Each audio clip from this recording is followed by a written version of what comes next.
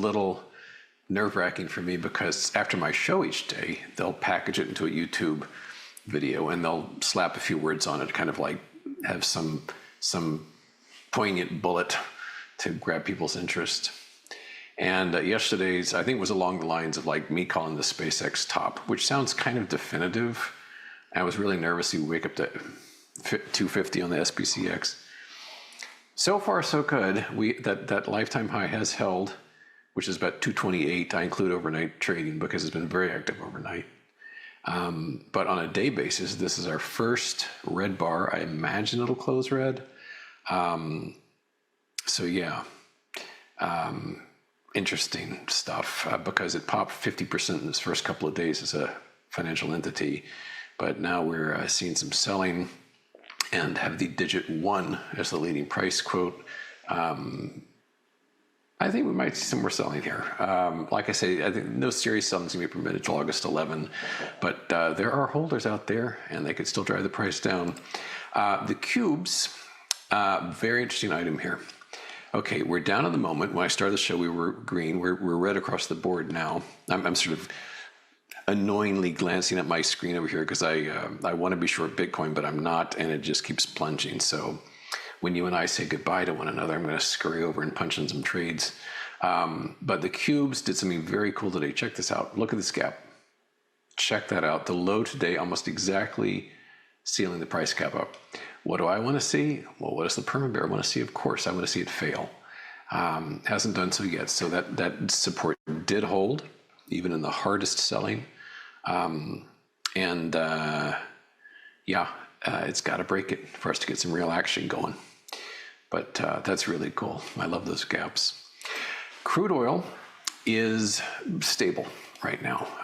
The excitement over the, whatever you want to call, victory or surrender, whatever term you want to use, the cessation of hostilities with Iran, it's like, okay, been there, done that, old news.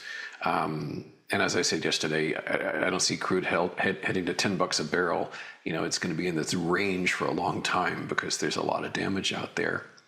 XOP, the ETF for energy companies, continues to sink.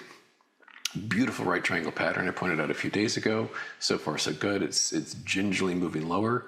I wish I had more energy exposure. I wish I was short Bitcoin, as I just said, tell you the truth. But I've only got one energy short, which is Halliburton. I had been short Schlumberger. I covered it for no good reason. Shame on me. That's taken a real tumble today. But yeah, XOP continues to slip. Oh, here's SLB, just to twist the knife a bit. Down 4.4%. Below that sort of head and shoulders top. Looks good. So, energy assets in general, gold and energy stocks and techs, everything's slipping red. I like what I see. Yesterday was the beginning of kind of peak good news, as I talked about, and for whatever strange reason, the market seems to like to sell off after the federal chairman, whoever the person may be, walks away from the podium. And it's happened again today.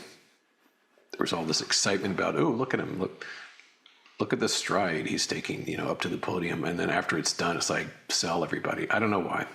Always seems to happen that way. Probably a pretty tradable reality for you. Gold, and I'm going to pick on this a moment. I might have stumbled across a bug here. I'm not sure. Gold is down hard. And I talked about yesterday being short gold, more specifically being long gold puts. It's not reflected here on a daily chart. If we change this to like a 30-minute chart, it's very much reflected. So I think maybe a little bug there, engineering team, on this futures quote. The daily data seems to not show this information. I don't know why, but this one does. And so this is a 30-minute bar, and we're seeing a nice wipeout there take place with gold as God intended. I'm short also EQX, which is Equinox, not the fitness company, but the miner. And there's a beautiful head and shoulders top on that, and we're reversing away from that nicely too. I think all the precious metals are going to go down. Silver, palladium, silver miners, you name it. Over in the wonderful world of semiconductors, I'm still obsessed with Nvidia. I'm short this, and I think that it's going to be an important bellwether for semiconductors in general. A lot of the high flyers like Micron and Applied Materials and the storage companies, WDC, STX, SNDK, they're just in la la land. Nvidia seems to have a firm grasp of reality here.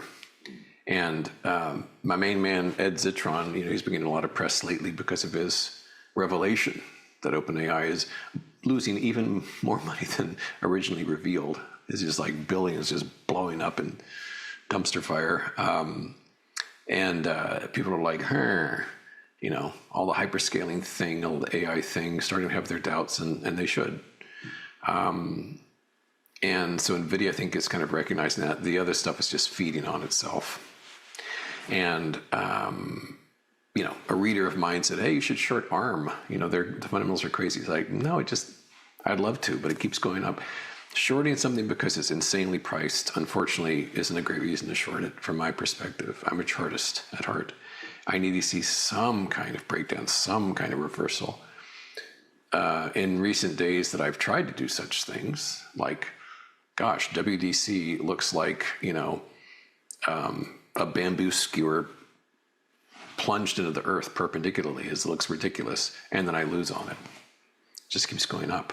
So when it falls, great will be the fall of it and all the others, but it's you got to get the day right?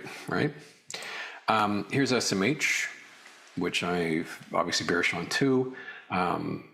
This was the day I shot my mouth off about, this is like, an amazing opportunity to short it, and worked out great as of yesterday. Today, we've recovered a portion of yesterday's drop. I don't think it'll last. I think something bigger is on the way. So I've continued to, those are January puts I've got on that bad boy. SNDK, I made mention of that, is up $18, but it too is teetering right at that trend line there. For the bolder among you, you might want to short it. I'm not, but it's crazy expensive. Speaking of Stanford University, one company born there was Snap, Evan Spiegel. You may have seen they introduced their new product yesterday, Specs, S-P-E-C-S. Good heavens, they're ugly. The reaction was not great. The high yesterday was in the midst of the announcement. They're basically augmented reality sunglasses. And yuck. Not an attractive accessory choice. I think it's going to bomb. I think it's just going to, because Apple, which did a superb job with the Vision Pro, that was a bomb. But this one is going to be, I don't think it's going to do well at all. I think the market recognizes that. They've been trying to save, because in the midst of social media companies just becoming worth trillions, Snap's been like yesterday's news for so many years. All they do is go down. They've been trying to turn the place around. I think at one point they renamed it Camera. I think they did, or either intended to rename the company Camera. That didn't happen. But I do not think this is a turnaround story. I think this pattern here will not produce much different results than, say, this one did. Like so. The only difference means zero is a lot closer in terms of support. Some other shorts that got cooking. This one's not a surprise how good it is. Intercontinental Exchange, ICE. This is a big brokerage. Look at this beauty. Oh my goodness. Is this magnificent? Look at that. Good heavens. It speaks for itself. I don't have to say anything else. That is a gorgeous chart. Yay. Microsoft, I made mention yesterday that they should be ashamed of themselves for sucking so much in this bid everything up market. And I said yesterday, anything that can behave like this in this absurd market of ours deserves to go down forever. They must be so broken. They must have so many troubles they're not talking about. Oh my goodness gracious. What a dog. In a bad sense. Spot is Spotify. They're also sinking. 35 shorts. I'm not going to show them all. These are just some I wanted to highlight. Here's Donkey Kong, DKNG, DraftKings, the magical changing pattern. Okay, we're just going to go to Poink on that one. But this one is also down nicely, over 6%. And this sucker, we could probably drag him down like so. So these are all working really well. Yay. Google. I shorted this one, and as big as it is, this is not something I've either hardly ever traded or never traded it. It's just like usually really boring. But I shorted this yesterday, and so far so good. We're down almost 3% on that. So that's working out. Oh, this Bitcoin's killing me, man. My trading fingers are itchy. Meta, which I have nothing but disdain for. I shorted this yesterday again, down about 4.5%. And I think long term they're in dreadful, dreadful trouble thanks to the leadership of Alexander Wang and their acquisition of his organization. So yeah, heading lower. And oh my goodness, my favorite, the chart of the day. I showed this morning, Carvana. I'm just in love with this. I mean, it's almost so obvious that I feel awkward because I expected to double tomorrow with some surprise announcement. It's just, I'm trying not to shoot my mouth off about it because it just seems too easy. It seems too obvious, but I am nuts about this chart. Carvana, yay. Bitcoin continues to plummet. Oh, here's Bitcoin. We're down quadruple digits on this. I talked about maybe a rally to 70, 71,000. We may have to endure that. This may be it. It may have exhausted itself 2 days ago.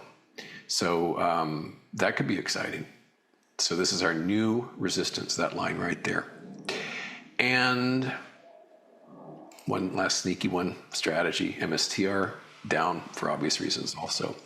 So anyway, I'm going to go short some more Bitcoin now. I hope you're having a good day. Congratulations to Mr. Warsh for his first press conference. It seems to have handled it adroitly.